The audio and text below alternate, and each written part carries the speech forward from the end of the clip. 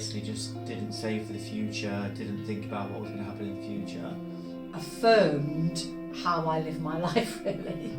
Experiences make memories. Memories stay with you forever and they pay you back. Every time you think about them and you smile, those memories pay you back. We are Retirement Dreams to Reality. I'm Keely, this is Bruce, and this is our journey. Today we're going to do a review of a book called Die with Zero, Getting All You Can from Your Money and Your Life by Bill Perkins. It had some real life-changing take-homes for us. So I started with chapter 1. The big thing that chapter 1 talks about is there's a story about the grasshopper and the ant. The grasshopper basically just didn't save for the future, didn't think about what was going to happen in the future. And then the ants used to scurry and save and stockpile all their food for the winter. For me, the take home was that saving is really important and you should save for the future. So that was very relevant to me as a child, and I think that kind of influenced how I saw things and how I see things later on in life, and that's why I tend to be a saver.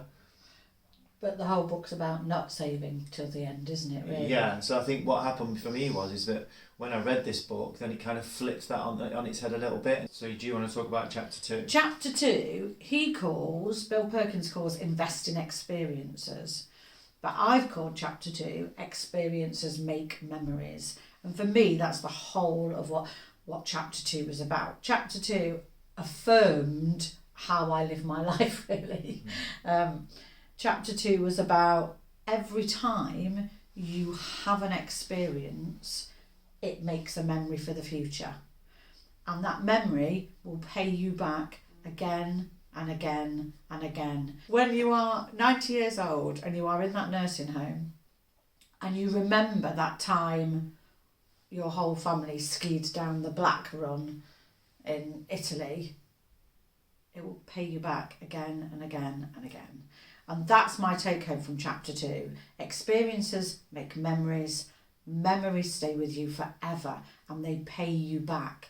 Every time you think about them and you smile, those memories pay you back. One of the things I have for chapter 2 is things like when we saw that storm in Lake Michigan, when the cruise cruised into Labadee, the very first time we went skiing.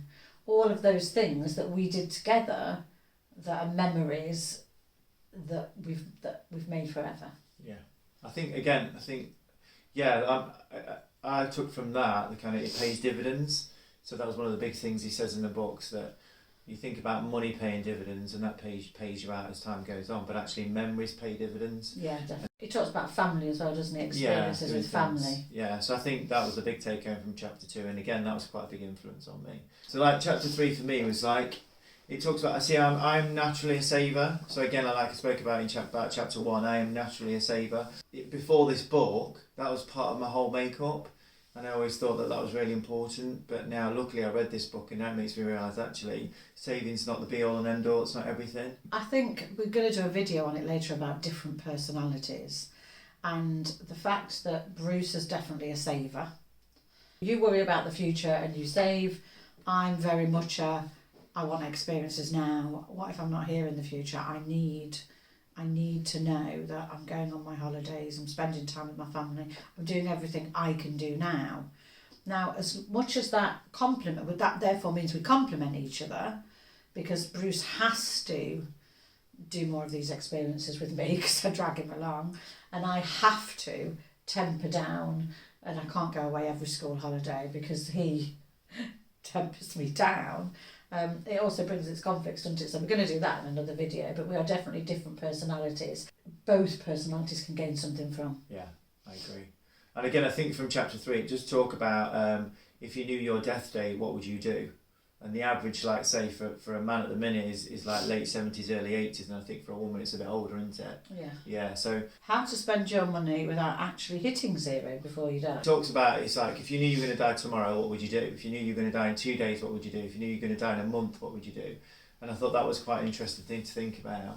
I've actually said we have a definite retirement plan. We know that in 6 years' time, that's it. We'll go in, we've got everything we need. But I've actually said to you, haven't I, it would only take something life-changing, one of us to get some Illness, life-limiting illness, and that would be it. Our plans would go out of the window, and I would literally just spend everything we have now. So it's interesting, that's what he says in the book. If you knew that something was going to happen, you would do it now. And I've said that to you. If ever we got that information, future plans would be out the window, and we'd be doing it. We'd do it all tomorrow. Yeah. So that's chapter 4. Did you do chapter 5? Chapter 5, he calls "What About the Kids?" and I've called "The Kids Might Need It Before It's Time to Inherit It." And this has really informed what we've done over the past couple of years, hasn't it? Both of us, actually. The whole idea is that your children will not need their inheritance when you die. I've got written down here that by the time I'm 80, my son Lewis will be 57. By the time you're 80, Lewis will be 66. Now, my son won't need a huge chunk of money. He might quite like it, but he wouldn't need it when he was 57 or 66. Him and his wife have got good jobs. They're relatively stable-ish now at age 30, so by the time they're 50 and 60. So he talks about, doesn't he, give it away now. If you can afford to, give your loved ones some money now. So yeah, I mean, I looked at chapter 5 as well, and that basically said that kids, this inspired me to want to give the money to Lewis now, because we had a discussion, didn't we? Yeah. Yeah, and we discussed about, I think it was my idea, wasn't it? I think it was your idea. Lewis is Bruce's stepson. He's my son, Lewis's stepson. We need to give the money to Lewis now rather than waiting later, because like you said, when we're old, he's going to be also old as well, and he's not going to need that money. And that injection of money now means that we can enjoy that experience together, can't we? Again, like paying dividends, I spoke before, you said about, you can now sit there and think. We're both really comfortable with the fact that we gave him a decent amount of money to put a deposit on his first home. Okay, so chapter 6 for me was just talking about balance. So it was talking about doing things earlier rather than later because of health. You really need to do things when you're in a healthy state, don't you, when you can do things. Yeah, that goes on to, is it the next chapter? Yeah. Chapter 7? I didn't do chapter, that is one of the chapters I didn't do actually. Well, chapter 7, start to bucket your life. And he sections it off, doesn't he, into, I think, was this the first time we heard these phrases? The go-go, the slow-go, and the no-go years. Dead simple, but we use them all the time now, don't we? They've really stuck with us. Yeah. So the go-go years are when you first retire, or not even first retire, but it's a time in your life when you literally can do anything, whatever you want. You have got, your body has the energy to do what you want. And then the slow go years is kind of, you're starting to slow down, so you can't do as much. You can still do things, but you still you can't necessarily do as much as you could in the previous years. Final one is the no-go years. Yeah. So this is when you probably are in your 90s and you're staying at home. You're quite happy, you're quite content. You might be going on a little trip, but you're staying at home. And I think there's some debate as to when those years are. Yeah. But I don't think there's any debate that probably up to 50, 60, if you're healthy, that's your go-go. And probably... You could even say 40, 50, 50, 60. Yeah. But probably by the time you get to 85, 90, you're in your no-go. Yeah. And then the period in between. I mean, your mum is really still very healthy and fit. And how old is she? She's 72, 73. 72, 73, yeah. I've got a friend who goes to Australia for 3 months at a time on her own. Yeah. And she's 75, 76. Yeah. But that also means we don't need to plan as much money for our 90s, do we? Yeah, that's right. We can, if we're going to be at home most of the time, so we're putting more money into our retirement in the early stages. Yeah. At the beginning, so it's helped plan finances. Yeah. As well as, because that's kind of flip reverse of what normally people would do. You save and save and save for your retirement, and if you're retiring in your retirement, now that retirement age is going up all the time, if you're retiring in your 70s, you're saving to do stuff in your 70s, and there's not necessarily a lot you can do in your 70s. So that kind of the book helps you think about it in kind of a flip or reverse, a different way, so it's good. Most of our money will probably be spent between our 50s to 65, 70. Yeah, definitely. Yeah. So that was chapter... That was chapter 7. Yeah. Go, slow go, no go. Yeah, that's good.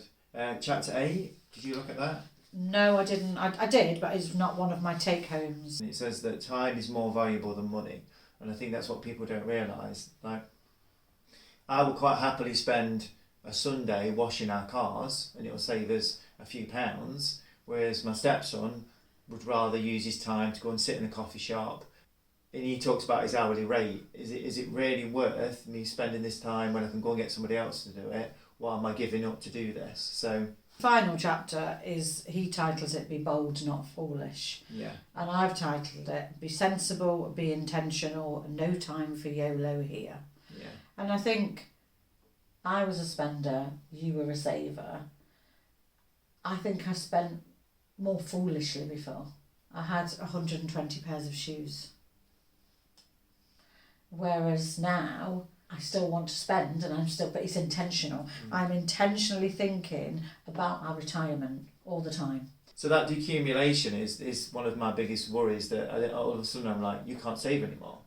And you've just got to totally rely on living off that money. And you spend your whole life saving. Yeah, so that change in behaviour is something he speaks about, and that's something that is going to be I'm hoping it's not a real struggle, but something I've got to think about. I'll help you. Yeah. I'll help you spend lots of money. One of the main criticisms of the book is there's lots of repetition. It could have been done a lot shorter. And I think as we've gone through the chapters, you can see there's lots of repetition. But the repetition is about spending your money right, having experiences, not waiting until the end. So even though he repeats things, it's a life-changing book for us, well, it is. The fact that it's resonated with a spender and a saver, and we equally took so much from the book, is really good. Because initially, when I saw the book on YouTube, I said it's a book for you. Told me to read it, and I didn't want to read it because I was like, this is not for me. This is not my kind of thing. Yeah. But actually, you said you need to read it. You made me read it, and then I made you read it. It had a massive impact on our lives. It was massively inspired and kind of helped to decide what we want to do in the future. And again, it's already had a big influence on what we've done with our money with Lewis. Already. So it is really good. No, really, really good book. We definitely recommend it. Definitely recommend We'll put the link for the book in the description below. How to Die with Zero. Yeah, really good book. Bill Perkins. Well, today's video, we're going to look at a book called Die with Zero, Getting All You Can from Your Money and Your Life by Bill Perkins. That had some life-changing take-homes for us, didn't it? Yeah. Can I do that bit again? Because you hesitated for some reason. Did you forget what it was called? I forgot it was called Die with Zero. I call it How to Die with Zero. You called it. And I assume you've forgot to mention. Don't know why I'm laughing. I forgot to mention. Shouldn't have said that. Sorry, you'll have to call this out. And a worry about the futurer. And I'm a spender, experiences. A futurer. Worry about the future.